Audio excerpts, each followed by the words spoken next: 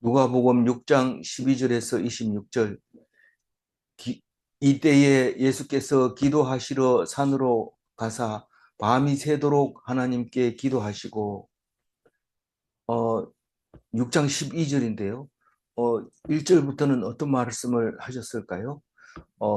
안식일의 주인은 어, 인자가 안식일의 주인이다 라고 얘기를 하셨습니다. 우리는 인자의 모습으로 살아야 됩니다. 그래서 안식일의 주인이 되어야 됩니다. 안식일을 안 지키면 죽인다 하는 그런 율법주의자들에게 매여서 꼼짝 못하는 것이 아니라 죽은 자도 살리고 그렇게 해야 됩니다. 그런데 아무도 하지 말라고 했는데 왜 하느냐 이렇게 했을 때, 그러면 안식일 날 사람 살리는 게 옳으냐 사람 죽이는 게 옳으냐 이렇게 말을 할 때 바리새인들은 할 얘기가 없었습니다. 그래서 말을 못하고 쩔쩔매니까 얼마나 부끄러운지 견딜 수가 없어서 화가 치미는 거예요. 많은 사람들에게 존경받는 내가, 많은 사람들에게 지도를 하는 내가 그 갈릴리 나사렛 목수의 아들한테, 젊은 사람한테 그런 소리를 듣고 찍소리 못했다는 것에 대해서 화가 치밀어서 죽이려고 의논하고 고민하고 있었던 게 어제 이야기였습니다. 우리는 잘못해서 죽는 것 같지만 잘해서 죽는 것을 어제 가르쳐 줬습니다. 잘했다는 게 뭐냐? 옳은 일을 했다는 거. 잘했다는 건 이 사람한테는 잘하지만 저 사람한테는 못할 수도 있는 거기 때문에 잘했다고 말하는 것은 아주 주관적인 말이고, 옳은 일을 했다는 것은 기독인은 분명히 압니다. 기독인이 아닌 사람은 잘 모르지만 그리스도인은 그게 하나님 말씀에 순종하고 피동되는 것이 옳은 거라는 것을 알게 됩니다. 예수님은 옳은 말을 했습니다. 하나님 말씀이 주시는 대로 말했는데 사람들이 죽이려고 합니다. 오늘 그 같은 얘기를 하고 있습니다. 누가는 어떤 얘기를 하고 싶은지 오늘 귀담아 들어야 됩니다. 이 속에서 다른 사람이 얘기하는 것과 다른 생각을 가지고 기록을 합니다. 물론 공간복음이라고 해서 마태, 마가, 누가는 같은 관점으로 봤다라고 얘기를 합니다. 요한복음은 다르지만 그래서 같은 관점을 봤더라도 마태, 마가가 보는 관점하고 누가가 보는 관점은 다릅니다. 그래서 우리가 예수 믿을 때 만약에 다 똑같이 이, 착착착 한다면 그건 공산주의죠. 투표를 하면 99% 찬성, 그리고 어, 행진을 하면 발 맞춰서 행진하고 절대로 딴짓을 하면 안 되고, 그게 공산주의인데 그와 같은 것이 되는 겁니다. 그러니까 다시 말해서 예수 믿는다는 것은 사람마다 다 다릅니다. 어떤 사람은 주일날 쉬는 사람이 있고 어떤 사람은 화요일날 쉬는 사람도 있고 이렇게 돼 있는데 그것을 지적하거나 그렇게 해서는 안 되는 겁니다. 왜냐하면 우리는 안식일의 의미를 알고 있어야 됩니다. 안식일에 하나님이 쉬니까 우리 보고 쉬라고 했는데 그걸 쉬라고 한 것은 우리를 살리려고 하는 것인데 그걸 강제로 안 쉬면 죽여버린다 이렇게 얘기하면 그것은 율법주의고 그것은 맞지 않는 거예요. 옳지 않는 거죠. 어, 그렇다고 해서 자기 멋대로 해도 되냐? 자기 멋대로 해도 되는 게 아니라 하나님의 말씀에 순종했을 때 되는 겁니다. 우리가 도저히 안식일에 일을 해야 되고 다른 날에 쉴 수 있을 때 그것은 해야 됩니다. 그렇게 순종해야 됩니다. 따라해야 됩니다. 그게 세상 사람이 하는 거지 하나님이 하라는 거냐? 그게 분별력인데 하나님은 세상을 주시면서 명령을 하시고 말씀을 하십니다. 어떤 게 순종하는 건지 그것을 아는 것이 중요합니다. 그래서 오늘 또 읽어보면 완전 피동입니다. 내가 능동적으로 할 수 있는 게 하나도 없습니다. 할 수 있는 것은 다만 말씀을 듣고 깨닫는 것 말고는 내가 할 수 있는 게 없습니다. 그거를 강조하고 있는 거죠. 누가는. 그래서 이 때에 예수께서 기도하시러 산으로 가사, 이 때가 뭐냐 하면 야고보와 베드로와 야고보와 요한과 레위를 네 사람을 제자를 삼았습니다. 삼고 맨 처음에 베드로를 처음 만나죠. 이 누가가 이야기를 하는 걸로 보면 처음 만나가지고 배 위에서 시끄러워서 배 위에서 설교를 하고, 그리고 설교 끝나고 베드로를 고기 잡으러 가자 이래서 고기를 잡아서 동업 너무 많이 잡히니까 동업자인 야고보와 요한 두 형제를 불러가지고 그 많은 고기를 나누어서 이제 끌어올립니다. 끌어놓고 이제 세리, 레위, 마태, 세리, 레위, 마태 이 한 사람입니다. 그 사람을 이제 따라오라 해가지고 얘기를 하면서 너희들 안식일의 주인이 인자다 그렇게 가르칠 때, 이때 말입니다. 이때 그때 예수께서 기도하러 산으로 갔다 그 얘기합니다. 왜 산으로 갔을까? 산기도라고 하죠. 그래서 이 구절을 가지고 많은 성도들이 산기도를 갑니다. 산에 가서 나무 뿌리를 뽑고 와야 된다 하면서 가서 밤새도록 기도하고 나도 예수님처럼 기도했다 이렇게 생각하고 있는데, 기도하러 산에 간 목적이 있습니다. 이제 네 사람의 사도들을 뽑았는데, 제자를 뽑았는데, 이제 본격적으로 하나님의 사역을 하기 위해서는 사람을 정해야 된다. 그런 생각을 했던 거죠. 그리고 그 많은 제자들이 있는 것 중에서 12명을 어떻게 뽑을까? 누구를 뽑을까? 하나님 주시는 게 뭘까? 그리고 산에 가서 기도한 겁니다. 뭐 거의 잠을 못 잤죠. 새벽까지. 그래서 밤새도록 하나님께 물어본 겁니다. 물어봅니다. 자기 혼자 자기 암시를 하고 자기 체면을 걸고 이런 게 아니고, 자기 의지를 북돋우고 이게 아니고 하나님 앞에 어떤 사람이 이 사도가 되겠습니까? 하고 그렇게 기도를 했습니다. 그리고 13절 읽어봅니다. 밝음에 그 제자들을 부르사 그 중에서 12를 택하여 사도라 칭하였으니. 오늘 사도 이제 누가는 분명하게 얘기를 합니다. 사도가 있고 제자가 있습니다. 이 제자들은 숫자가 많습니다. 뒤에 보면 제자들의 많은 무리라고 얘기를 합니다. 다시 말해서 무리들이라고 얘기하면서 그걸 제자들이라고 합니다. 그런데 그 중에서 12를 택해서 사도라고 부른다고 했습니다. 그런데 이게 뭐 그때 당시에 뭐 규정이 이제 사도라고 부를 때는 부르고 제자는 제자라고 부르지 마라 이런데, 그게 아니라 다른 복음에서는 12제자 이렇게 부르기도 하고 또 12사도 이렇게 부르기도 합니다. 사도는 정확하게 아포스톨로스라고 해서 대리자, 보내심을 받은 자, 사명자 이런 뜻입니다. 그 반면에 제자는 마데테스 이래가지고 학생, 배우는 자, 따르는 자 이런 걸 말하는 겁니다.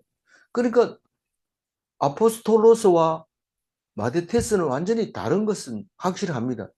그러나 이 공간복음이나 요한복음에서 복음서에서 12사도 혹은 12제자로 번역되어 있는 10이라는 숫자가 들어가면 제자인지 사도인지 구분하지 않고 도데카라고 부릅니다. 도데카라는 말은 다른 뜻이 아니라 열둘이라는 뜻입니다. 그래서 예수님 열둘 이렇게 부르면 예수님의 12세 제자, 예수님의 12사도 이렇게 번역을 하게 됩니다. 그러니까 도데카는 12사도, 12제자 이렇게 번역할 수 있지만 제자와 사도는 분명히 아포스톨로스와 마데테스로 구별하게 됩니다. 그런데 우리는 도데카라는 뜻은 굉장히 높은 의미의 정말 선택받은 자로서의 그 12명의 이름이다라고 생각할지 모르지만, 사실 하나님은 그걸 강조한 건 아닙니다. 우리가 강조한 거죠. 그러니까 그걸 계속 강조하면 율법주의가 됩니다. 그래서 사도 바울은 12 중에 들어가지도 않는데, 그런데도 자기는 편지 쓸 때마다 사도라고, 하나님이 예수님이 택하심을 주신 사도라고 강력하게 얘기하는 것을 보면서, 또 12명의 사도 중에서 정말 보내심을 받았냐? 가룟 유다 같은 사람은 보내심을 받은 사명이 반대로 갔습니다. 그러면 이 12사도의 높임을 고귀한 의미로 도데카라고 부를 때 이거는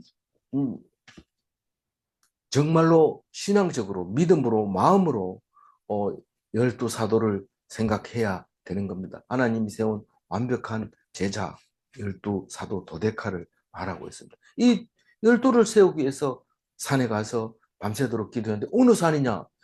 그래가지고 이 산을 찾아가지고 거기서 기도해야 된다 하면서 가는 사람이 있는데 이게 그 어디입니까 거기? 아니 그 지금 사역하는 데가 갈릴리. 갈릴리 어디입니까? 가버나움. 가브나움 디산이라고 생각하고 거기에 가면 그 산이 하나 있습니다. 그 오늘 말하는 그 산상수훈도 거기서 말했다고 생각을 하고 거기에 팔복 교회를 지어놓고 있습니다. 그래서 12명의 제자 이름이 나옵니다. 14절 읽어봅니다. 곧 베드로라고도 이름을 주신 시몬과 그의 동생 안드레와 야고보와 요한과 빌립과 바돌로메와 이 12명의 제자 중에 제일 먼저 나오는 게 베드로입니다. 나중에 열심히 해가지고 1번입니까? 그건 모르죠. 그건 모르고 무조건 베드로가 1번입니다. 수제자는. 그래서 천국의 열쇠까지도 베드로에게 줍니다. 그러면 갈릴리 어디라 했죠? 가버나움에 가면 베드로 동상이 있는데 자기 키만한 열쇠를 들고 있습니다. 그게 바로 천국 열쇠라고 그 동상에 그림이 그려져 있습니다. 근데 이 베드로는 시몬이라는 이름을 예수님이 주신 것 같아요. 그래서 이름을 주신 시몬. 그리고 원래 이 시몬은 요한의 아들 시몬아 이렇게 부릅니다. 베드로가. 그리고 또 다른 이름은 게바라는 이름이 있습니다. 그래서 이게 베드로라는 말은 페트라라고 하는 바위라는 뜻을 가지고 있습니다. 그래서 교회의 기초가 되는 바탕이 되는 바위돌 그걸 베드로라고 그렇게 불렀던 거죠. 그 다음에 그 동생 안드레 이야기를 합니다. 안드로 이 누가는 오늘 처음 안드레라고 얘기하지만 다른 복음에서는 안드레가 요한의 제자였는데 그 제자가 가서 형한테 베드로한테 예수를 소개해서 믿게 했다고 얘기를 하고 있습니다. 그러나 전도 이외에는 안드레가 크게 두각을 드러낼 만큼 큰 일을 한 이야기는 기록하지 않고 있습니다. 그 다음에 야고보하고 요한이 있는데 이 사람은 누가가 특별히 동업자였다고 어부였다고 얘기를 하고 있습니다. 성질이 아주 베드로보다 난폭해서 막 우레의 아들이라고 얘기하는 그런 야고보와 요한 형제인데 요한도 안드레와 마찬가지로 세례 요한의 제자였는데 와서 자기 형 야고보에게 전도를 해서 믿는 걸로 돼 있는데 이 누가는 동업자였다고 얘기를 하고 있습니다. 고기 잡는 동업자였다고 얘기를 하고 있습니다. 그런데 이 야고보와 요한은 고향이 어디인지 모르지만 베드로는 고향이 베세다라고 했습니다. 그래서 빌립이 고향 아는 사람이었던 것 같아요. 빌립이 전도됐는데 다른 데서는 예수님이 전도했는 걸로 나옵니다. 근데 베세다 앞에서 어떤 일이 있었어요? 오병이어의 역사가 있었어요. 거기서 빌립이 200데나리온 있어도 못 믿깁니다. 이렇게 얘기할 때 그게 이 빌립이 베드로와 안드레의 동향 사람, 같은 고향 사람이었다 하는 것을 알게 됩니다. 그리고 빌립은 바돌로메를 전도를 합니다. 그 누가복음에서는 나다나엘이라고 하나요? 그래서 그랬는데 이 사람은 가나 사람입니다. 그래가지고 예수를 전도하니까 어떻게 나사렛에서 선한 것이 날 수 있느냐 이렇게 말합니다. 우리가 살다 보면 옆에 사람들을 상당 무시하게 되는데 가나와 나사렛은 그 옆에 동네입니다.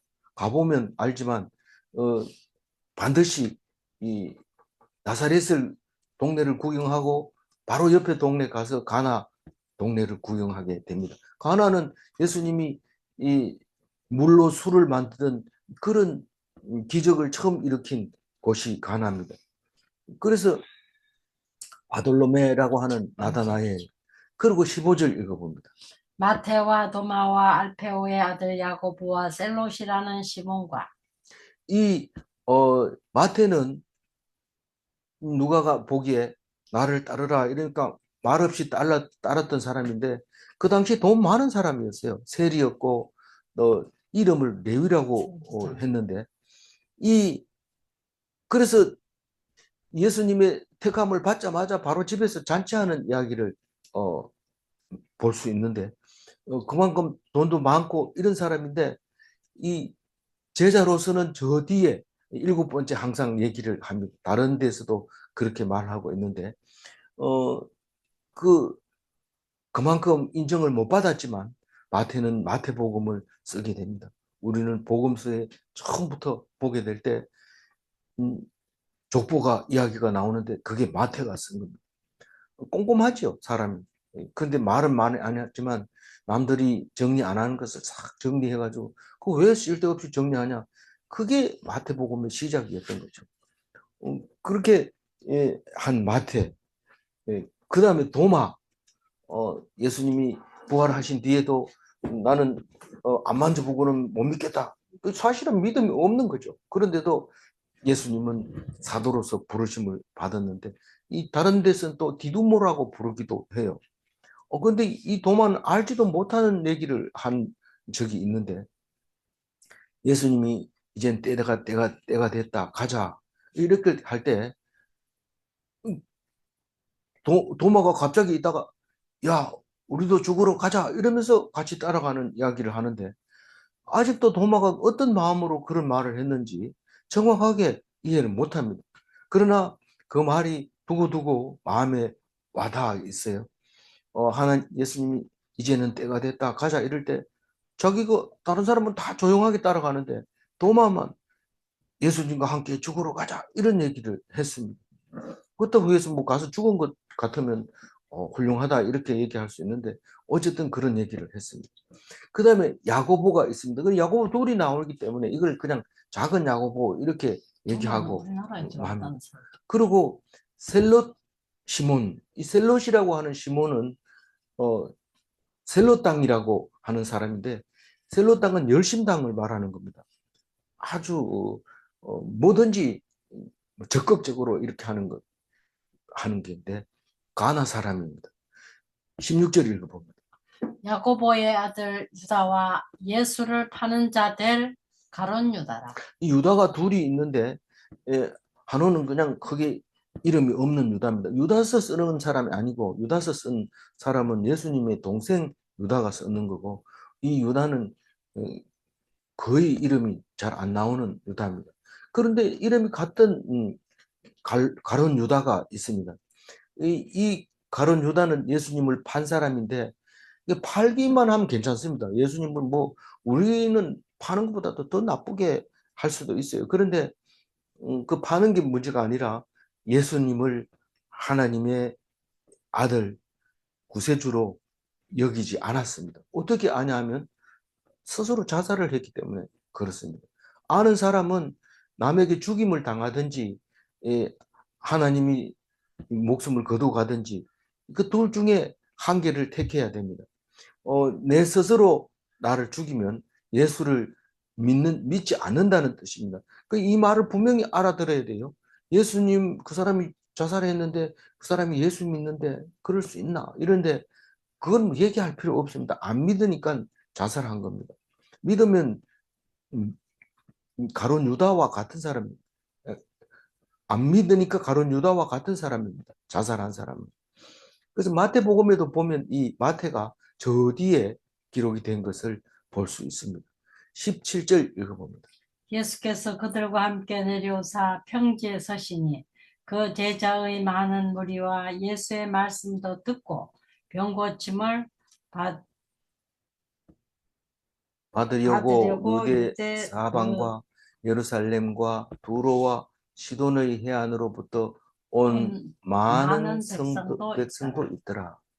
있더라. 그러니까 그들과 함께 내려오사 이 말은 산 기도를 하고 12명을 데리고 임명을 하고 그 12명과 함께 평지에 서시니 평지에서 이제 뭔 이제 오늘 얘기는 사복과 사화를 이야기를 하는데 그 얘기를 했는 것 같아요. 그런데 산에서 다른 복음은 한 것 같아요. 그래서 산상수훈이라고 합니다. 산에서 가르쳐 준 훈계의 말씀이라고 산상수훈이란 한자어를 쓰게 되는데 여기서는 평지로 내려왔다라고 얘기를 합니다.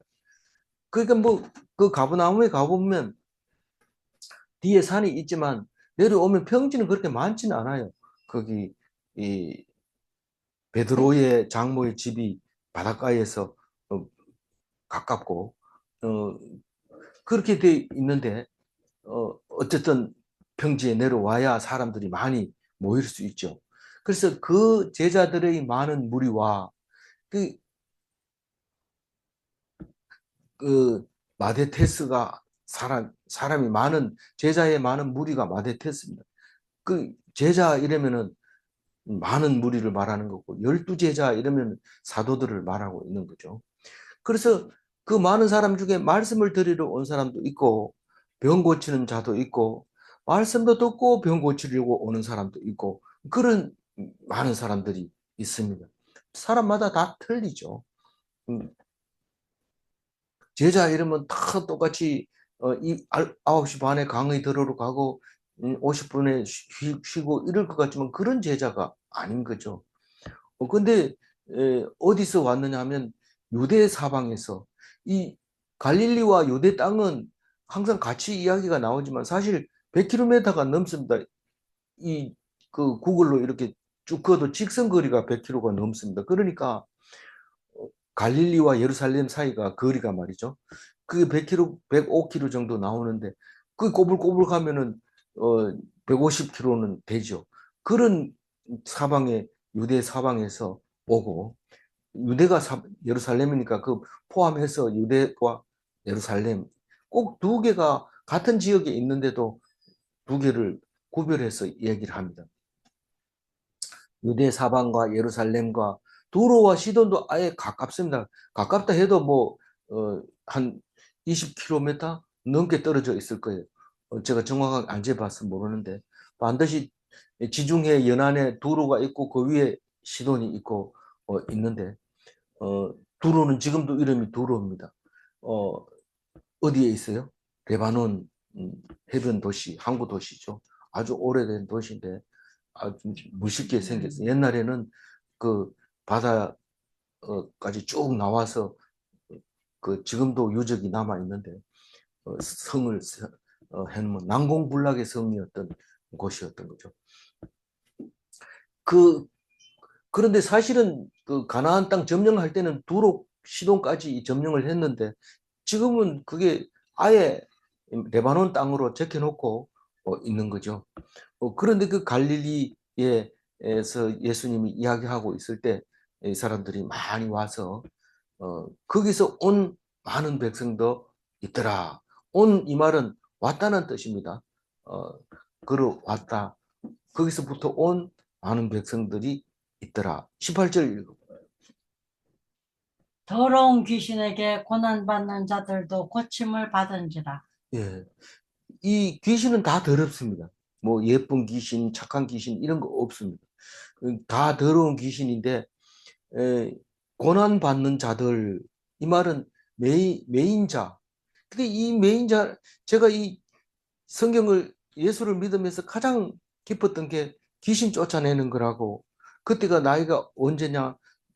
학 원래는 제가 고등학교 1학년부터 다닌 건데 실제로 그 이 귀신에 대한 이야기가 이해가 된 것은 대학교 2학년, 3학년 때 서울에서 목사님 이야기를 듣고 참 은혜를 받은 건데, 이 성경 말씀은 무엇보다도 귀신 쫓아내는 게 제일 속이 시원했어요. 어릴 때 자랄 때는 왜 귀신이 그래 많았는지 온갖 그 귀신에 시달린 사실은 제가 아니, 몰랐죠. 그런지도 몰랐는데 지금 이렇게 생각해 보면 음, 온 주변이 다 그러니까요. 뭐 점쟁이가 있고 물어보는 사람이 있고 뭐 이렇게 했으니까. 그런데 귀신만큼은 예수님만 보기만 해도 스치기만 해도 막 그냥 고쳐지는데, 그게 매여 있는 것이 풀리어서 고쳐지는 거거든요. 그게 진리가 너희를 자유케 하리라 이 말인데, 지금 의학적인 기술 용어를 사용하면 어떻게 이 사람이 귀신이 나갔냐? 고도의 심리 치료를 받은 거죠. 고도의 진짜 세상에서 생각하지 못했던 그 심리 치료로 치료된 것을 볼 수 있는데, 그것은 성경은 진리가 너희를 자유케 하리라. 귀신이 쫓겨나가는 걸 말하는 겁니다. 그래서 뭐 안전뱅이도 막 일어서 버리고 안 보이는 사람도 보게 되고 귀머거리도 막 들어버리고 이렇게 됩니다. 그 진리가 그렇게 대단한 글을 예수님이 행하고 있던 거죠. 19절 읽어봅니다. 온 온 무리가 무리가 예수를 만지려고 힘쓰니 이는 능력이 예수께로부터 나와서 모든 사람을 낫게 함이로라. 그러니까 심리적으로 닿기만 하면 낫는다고 생각을 합니다. 그 복잡한데도 손을 넣어가지고 터치를 하는 거죠. 예수님 터치하면 갑자기 막 좋아지면서 뜨거워지면서 그냥 아픈 것이 없어지는 그런 것을 보여주고 있는데, 우리는 영화를 만든다면 그렇게 만들어야 되죠. 그래서 온 물이 이 온은 많은 전체를 말하는 겁니다. 그 위에 온과 이 밑에 온은 다른 겁니다. 어, 그래서 많은 그 전체 무리들이 예수를 만지려고 막 소리를 지르면서 막 사람이 복잡하니까 막 아우성을 치는 거죠. 그러니까 왜 그러냐 이러니까 예수님의 능력이 받기만 하면 전부 낫는다. 뭔 병이든지 상관없어요. 뭐 이 귀신 쫓아내는 게 제일 어렵고 고치기 어렵고, 지금도 병 중에서 뭐 다친 거, 뭐 흐르는 거, 뭐 이 두통 이거는 치료하기 쉽습니다. 근데 귀신 들린 거는 굉장히 힘듭니다. 그래서 결국은 귀신 들리면은 대화를 풀어야 되는데, 이 의사들은 대화 푸는 게 가격이 굉장히 비쌉니다. 상담을 한 시간만 하면 돈이 엄청 많이 달라 합니다. 그게 뭐 일부러 가치를 높여가지고 치료가 하도록 이렇게 한 게 아니라 의사가 죽어나는 거예요. 그 상담을 하는. 그러니까 가격을 올릴 수밖에 없는 거예요. 그건 실비입니다, 실비. 그거는 뭐 뻥튀기 해서 돈 받는 게 아니고 실비로 그렇게 받는 거예요. 한 번씩 상담도 일정한 수 이외에는 못 받습니다. 거의 다 듣고 나면 진짜 쓰러집니다. 그냥 뭐 이래 들으면 안 되냐? 그냥 들어가지고 그렇게 고쳐지지 않습니다. 그 사람 속에 들어가서 그것을 동의해 줄 때 이 사람이 치료가 되거든요. 근데 지금 있는 제가 아는 모든 병원에 가면 이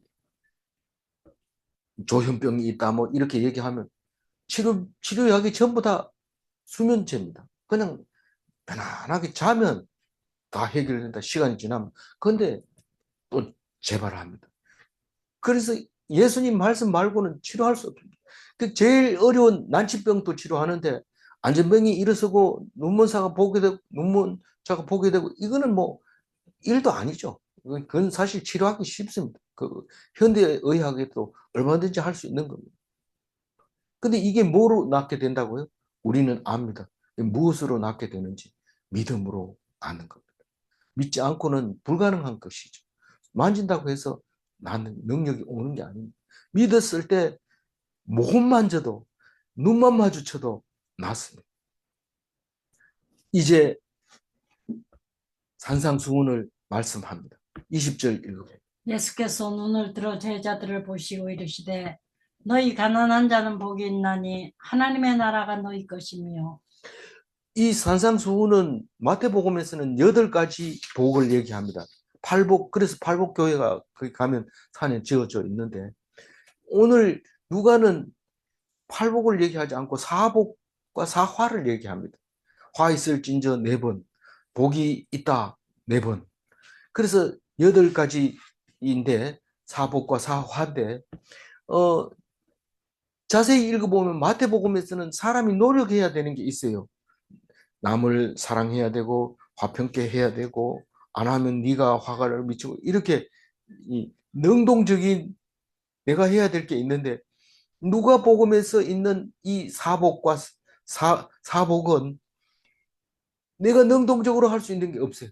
지금 현재 처해져 있는 이 상황이 가난하면 그게 복이라는 거예요. 이 내가 가난한 게 내 마음대로 됩니까? 누가 가난하고 싶어 하겠어요? 그러나 하나님이 가난하게 해주면 그건 너를 복 주기 위해서 가난하게 한 거다. 그 얘기를 하고 있는 겁니다. 내가 선택할 수 없는 게 누가복음의 사복입니다. 사복. 팔복이 아니고. 가난한 자가 복이 있다고. 말이 안 되잖아요. 음, 음, 심령이 가난한 자는 복이 있다고 다른 복음에서는 얘기하지만, 여기는 가난한 자는 복이 있다고 분명하게 얘기합니다. 오히려 이 말이 확실하고, 말하자면 심령이 부자인 사람은 천국에 못 간다 이렇게 얘기해야 돼요. 근데 그 부자는 또 심령이 복이 있는 자는 이렇게 말을 하지 않습니다. 왜냐하면 가난한 자는 분명히 압니다. 배가 고프고 밥을 제때 먹을 수 있을까 이렇게 생각한 사람은 가난한 자고, 심령이 부자는 천국 못 간다 이 말은 얼마 이상이면 부자입니까? 이렇게 말을 못하기 때문에, 좀 형편이 어렵더라도 부자로 사는 사람이 있는가 하면, 또 큰 부자인데도 늘 가난한 사람처럼 그렇게 하는 사람은 부족하고 하나님께 구하고 이런 사람은 부자라고 말할 수가 없어요.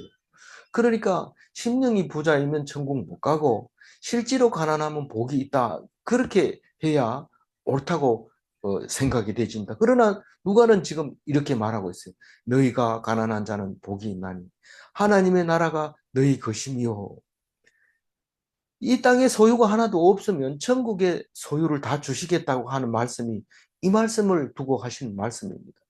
이 땅에서 가지려고 하지 마라. 천국 가면 다 있다. 그 얘기합니다. 제가 어제 집사님하고 얘기하면서 뭐 잠도 잘 못 자고 이럴 때, 이 땅에서 잘 필요 없습니다. 우리는 그 잠을 얼마나 많이 주는지 영원히 잘 수 있도록 주십니다. 그때 같이 자면 됩니다. 이 땅에서 다 하면 천국 가면 못 잡니다. 여기서 시큰 자놓으면요, 천국에 가서 불면증이 생겨가지고 그냥 평안하게 안식할 수가 없게 됩니다. 그러니까 이 얘기하면 어떻게 될까요? 이제 핍박을 막 합니다. 핍박을 해요. 근데 하나님은 그거를 복이라고 얘기해요. 뒤에 가서 얘기할게요. 21절 읽어봅니다. 지금 줄인 자는 복이 있나니 너희가 배부름을 얻을 것이며 지금 우는 자는 복이 있나니 너희가 웃을 것이며. 그래, 지금 보세요. 우리가 아무리 열심히 노력하면 미래를 바꿀 수 있어요. 그러나 아무리 노력한다고 현재 있는 것을 바꿀 수가 없어요. 그러니까 이건 완전히 피동되어 있는 거예요. 지금 당장 배가 고프면 그것은 복이라는 거예요. 지금이 현재라는 거예요. 완전 피동되어서 볼 때 내가 배고파 죽겠어요. 먹을 걸 주세요. 이러면 하나님이 반드시 줍니다.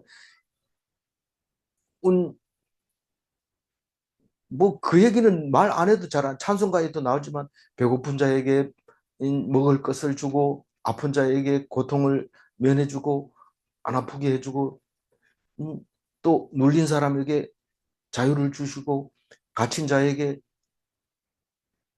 희망을 주고, 그렇게 하는 그게 하나님 나라입니다. 그러니까 줄인 자가 복이 있는 거지, 배가 불러가지고 기도하라 그러면 더름만 나오고 이렇게 할 때 그건 복이라고 말할 수 없는 거죠. 그런데 하나님께서 먹을 것을 주고 나면 조금만 먹어도 그냥 배가 부르는 거죠. 지금 우는 자가 복이 있다. 이 우는 게 뭐냐? 애통한 거죠.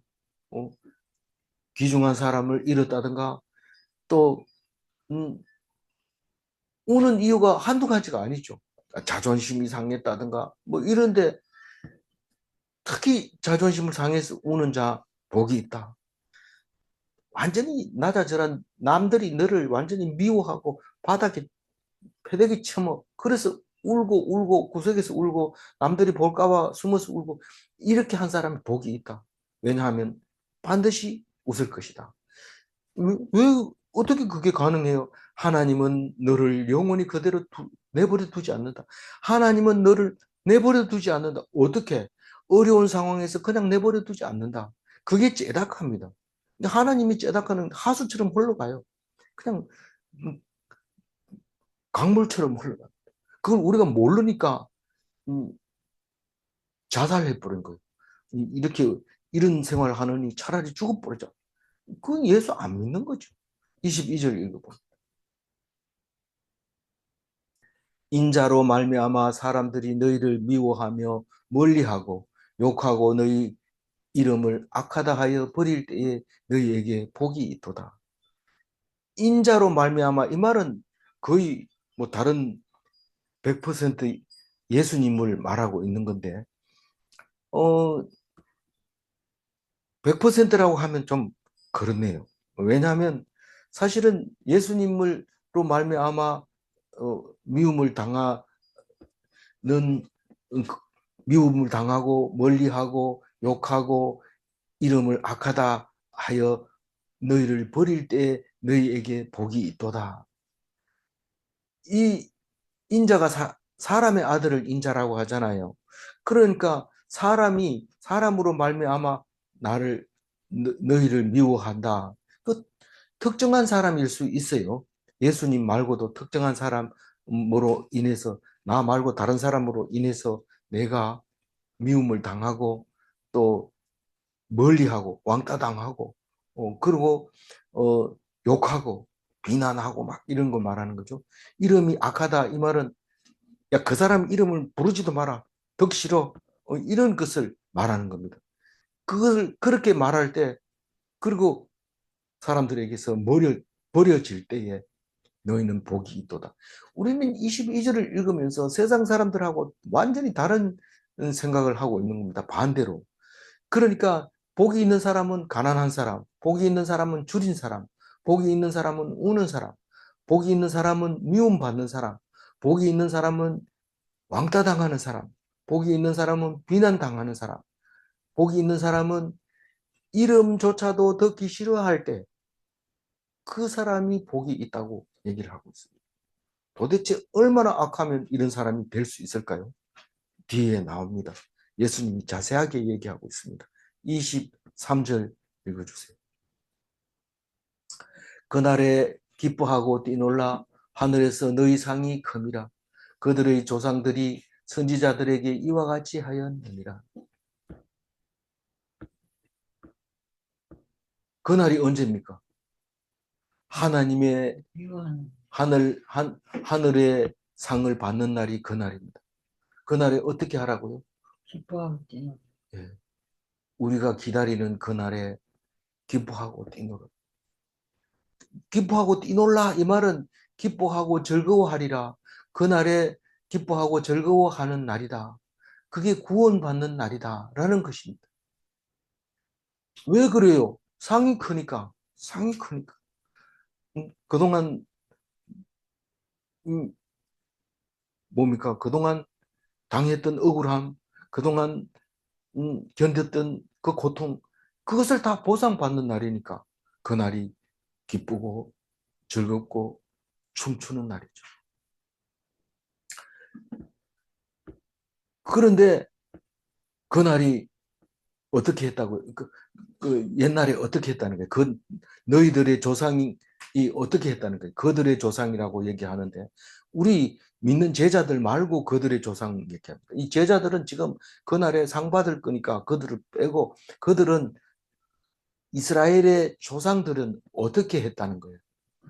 선지자들에게 이와 같이 했다는 거예요. 어떻게 했다고요?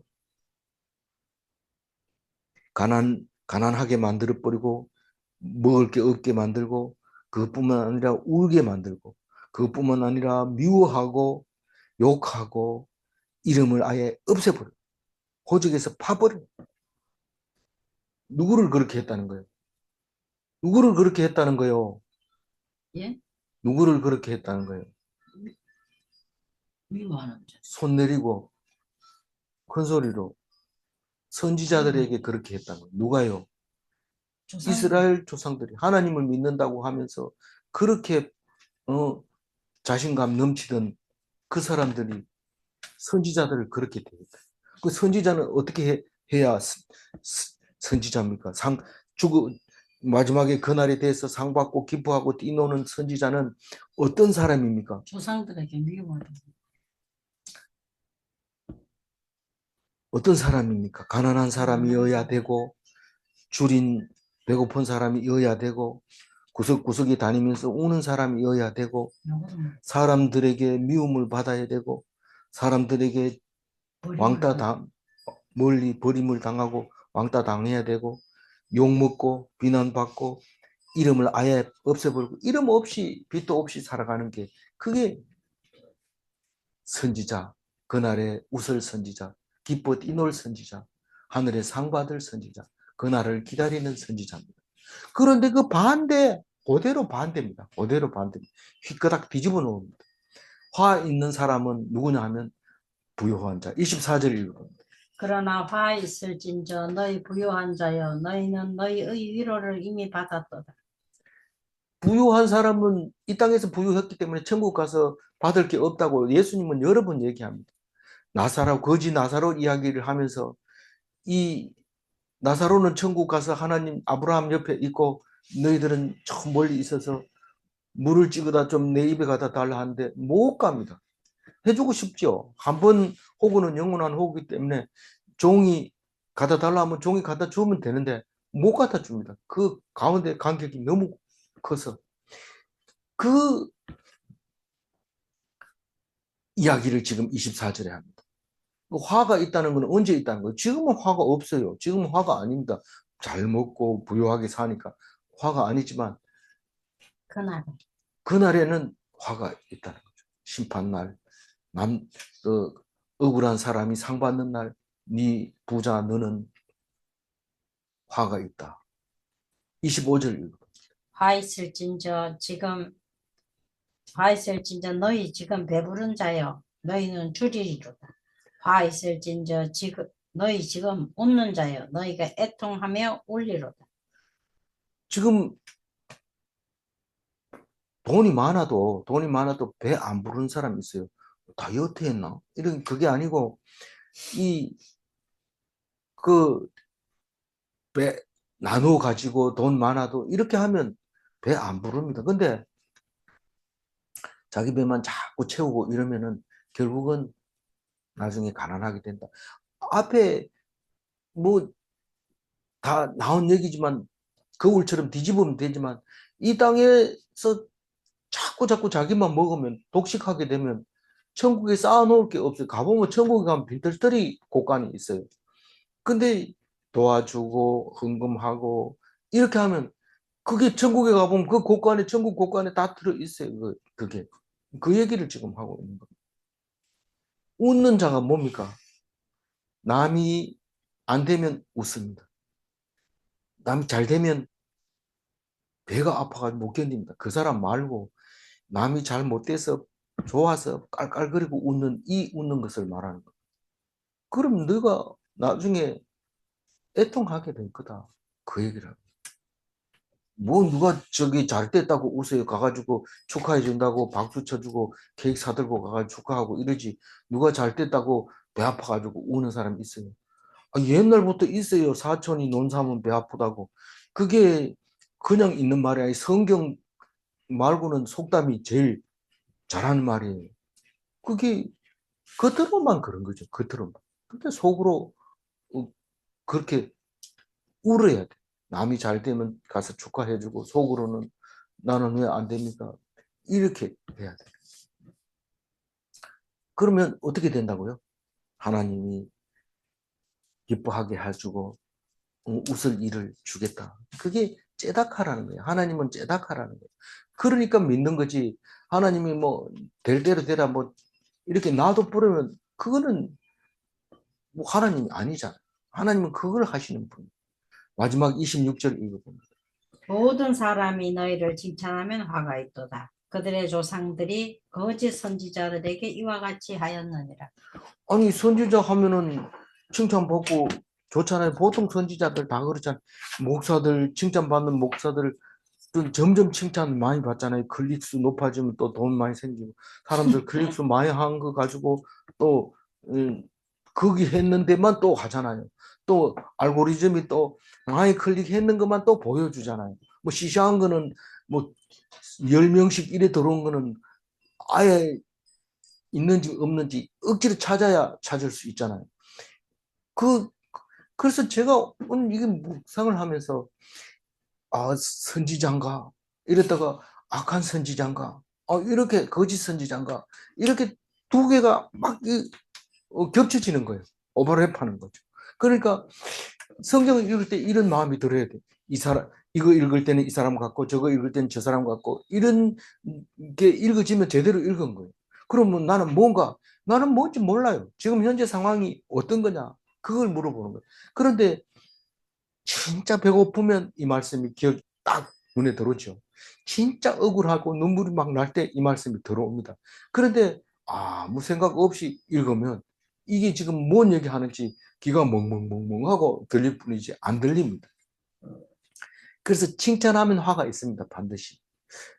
이게 이해가 잘 안 되는데 안 돼도 이거는 외워야 됩니다.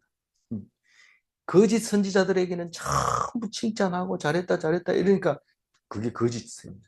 진짜 선지자는 있는지 없는지도 몰라요. 나중에 죽고 난 뒤에 보니까 그 사람이 진짜 선지자였다는 것을 알게 됩니다. 그게 진짜 선지자지. 이 땅에서 벌써 선지자를 잘 대접해야지 이러면서 막 이렇게 하면 배가 불러지면서 그러면서 남들 가난한 교회 이런 교회들은 무시해버리고 이렇게 될 때 그거는 상이 없습니다. 근데 가난함을 당하고 있는지 없는지 모르다가 살짝 간 사람, 그 사람들은 천국 가면 못 받은 거 다 받을 수 있는 거죠. 26절 마지막 절 다시 한번 읽고 26절 마지막 26절 모든 사람이 너희를 칭찬하면 화가 화가 있도다. 있도다. 그들의 그들의 조상들이 조상들이 거짓 거짓 선지자들에게 선지자들에게 이와 이와 같이 같이 하였느니라. 하였느니라. 거짓 선지자들은 조상들이 칭찬했습니다. 이 땅에서 칭찬받으면 그건 선지자가 아닙니다. 질문합니다. 선지자는 하늘에서 큰 상을 받는가? 성경은 그렇게 얘기하고 있어요. 그러면 성경은 그렇게 얘기하는데 니는 어떻게 생각하냐? 저도 그렇게 생각합니다. 어, 두 번째 질문. 거짓 선지자는 그날에 화가 있는가? 이 땅에서 뭐 다 받았으니까 선지자라고 할 수 없어요. 선지자 상은 없습니다. 다른 상은 혹시 있을지 몰라도 선지자가 받는 상은 천국에 가면 없습니다. 거짓 선지자에게는. 왜냐하면 이 땅에서 다 받았기 때문에. 기도하겠습니다. 하나님 감사합니다. 예수님이 12제자를 세우는데 밤새도록 산에 올라가서 기도하고 세우고 그 12제자들 앞에서 제일 먼저 입을 열어 말씀을 선포하시는 것이 가난한 자는 복이 있나니 라고 말씀하셨습니다. 우리 가난한 것을 하나님 기억하여 주시고 그날에는 부유하게 하여 주옵소서. 남들에게 핍박받는 것을 기억하시고 그날에는 하나님께 영광 돌리는 기뻐하는 날 되게 하여 주옵소서. 부자가 되지 말게 하시고 배부르지 말게 하시고 남들을 비웃는 자가 되지 말게 하시고 칭찬받는 선지자가 되지 말게 도와주시옵소서. 그리하여 천국에서 영광을 누릴 수 있도록 도와주옵소서. 감사하옵고 우리 주 예수 그리스도 이름으로 기도 올리옵나이다. 아멘.